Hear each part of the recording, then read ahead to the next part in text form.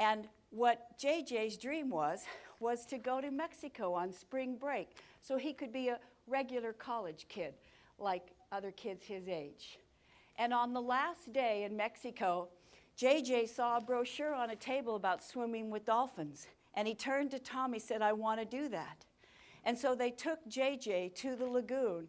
And with Tom Toohey supporting him on one side and Dick Merritt on the other side, the trainer led in a female dolphin, and she came in and she circled around the group, and she came and she stopped right in front of JJ. And she got agitated because her sonar is scanning his body and can tell there's something different mechanically about him. She can't figure it out. And she gets irritated, and JJ just looks up at Tom and said, I don't want to cause problems, just take me out of the pool. And thankfully, the trainer was a compassionate man. He said, let's bring in her boyfriend, let's see what happens. And they brought in the male dolphin. He too came and circled the group. He too stopped in front of JJ, got irritated. Then he swam over to the female dolphin, and they're clicking away. And JJ, who has quite a sense of humor, looked up at Tom and said, wonder who they're talking about. And then the female dolphin came back, stopped in front of JJ, got up on her tail, leaned forward, put her flippers around him and gave him a kiss. And I said, Tom, you've got to write that book. He said, what book? I said, Kiss of a Dolphin. And he said, Sam, I'm a lawyer, I run a nonprofit. He said, I'm not an author. I said, Tom, what is the mission of your organization? And he said, it is to let people know that people in wheelchairs are just like us. They just happen to be sitting down.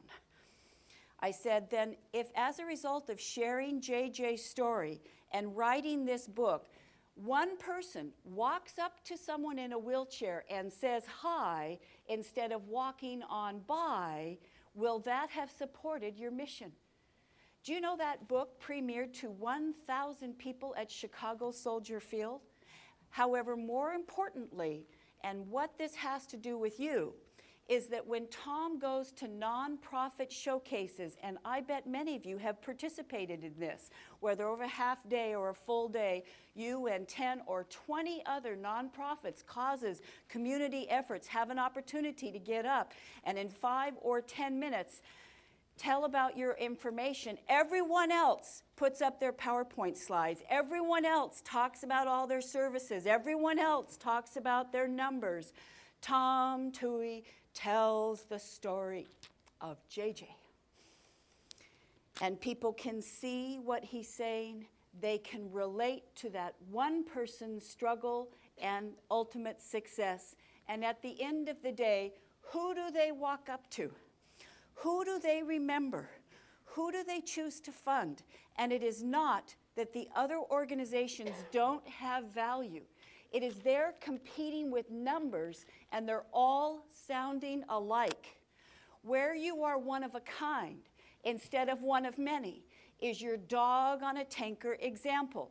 No one can compete with a real life success story of an individual who is already better off because they have been involved in your organization. They have benefited from your products and services. Now, here's what I'm going to ask. I'm going to ask you to get together with your GC partner. Now, you know who your GC partner is. Geographically convenient.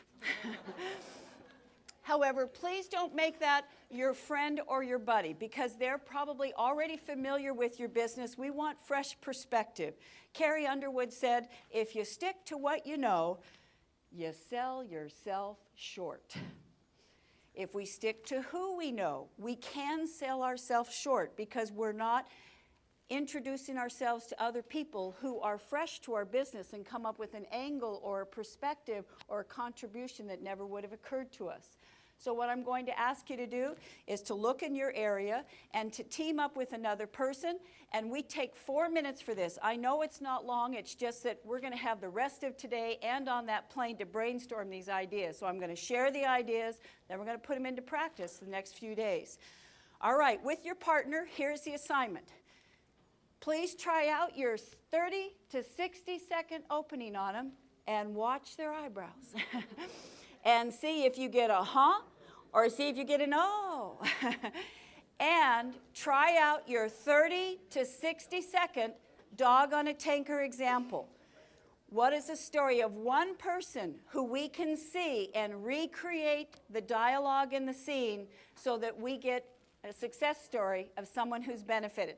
So I'm going to give you about 1 minute to find a partner. Please look around in your area, find a partner. Once I see that everyone's partnered up, we're ready to go.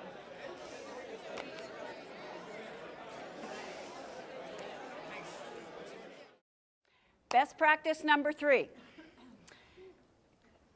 Turn everyone into your word of mouth advertiser by crafting airtight sound bites.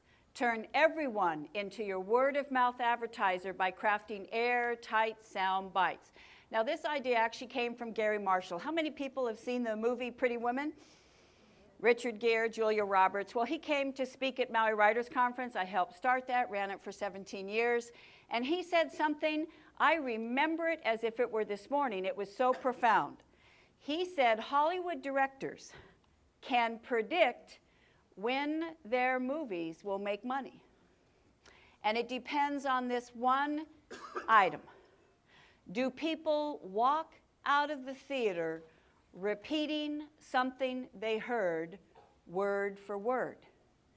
Because see, if you walk out of a theater and someone says, seen any good movies recently? And you say, oh yeah, there's this one with Make My Day, or there's one with Show Me the Money, or You Make Me Want to Be a Better Man.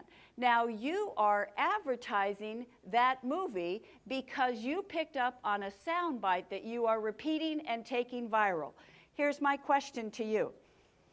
After people meet with you for 60 seconds in the hall, or after 5 minutes with an investor, what can they repeat word for word of what they heard?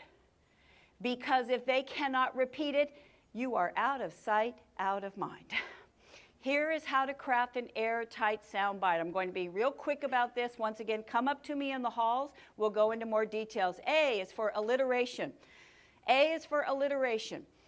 And now just listen to these words. Dunkin' croissants, Rolls Jaguar, best purchase. Oh, kind of clunky, right? No, let's make them alliterative, because when words start with the same sound, it makes us instantly eloquent. It makes our language lyrical. Dunkin' Donuts, Best Buy, Rolls Royce. Now this isn't trivial. A gentleman named Jay Sorensen saw something called those cardboard insulating sleeves that you put around your coffee cup, you know, so you don't burn your fingers. It's hard to build a business around an unpronounceable name, because if people say, what do you do? And you say something they can't repeat, it's out of sight, out of mind. So he didn't call them cardboard insulating sleeves. What did he call them? Java jackets.